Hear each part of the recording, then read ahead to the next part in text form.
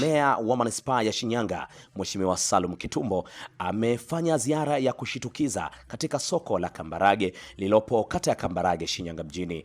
Mheshimiwa Salum Kitumbo amejikita kuwaomba wafanyabiashara kuwa na usafi na kuwa na wanafanya shughuli zao katika mazingira usafi. Hali hii hainifurahishi.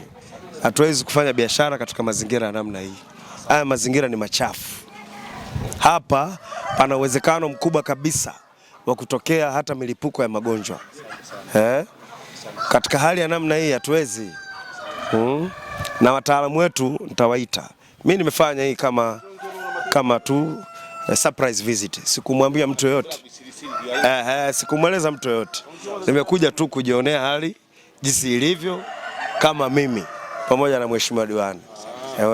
Ili tuone njia gani stahiki za kuchukua za haraka wakati tukisubiri ujenzi mkubwa wa soko letu. Wafanyabiashara hao pia wamemuomba Mheshimiwa Salum Kitumbo kuweza kuwasaidia baadhi ya changamoto wanazokutana nazo katika soko hilo. Nashukuru sana, tusaidie. Hili jambo limetusumbua sana miaka leo. Linatusumbua sana uchafu wa soko, yani uboreshaji wa miundombinu ya sokoni imetusumbua sana muda mrefu. Tumelia.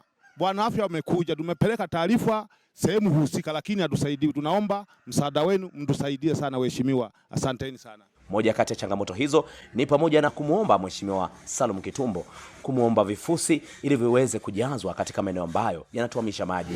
Tunaomba cha kwanza angalau tupate vifusi kama 10 ndani ya tukipata 8 hapa nje tukapata 3 vinaweza vikatusave mambo mengine yakiwa yanaendelea.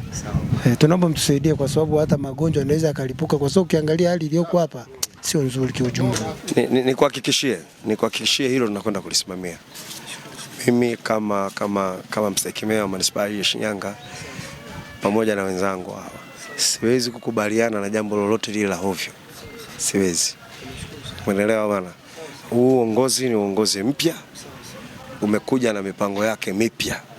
Kwa hizi changamoto zilizoko sasa hivi, kabla ya kuvunja soko letu, tutakwenda kuzitatua. Kuweni na imani, tutafanyia kazi yote haya, na ndio maana leo tumepita ili tuchukue, alafu baada ya muda tutayafanyia kazi.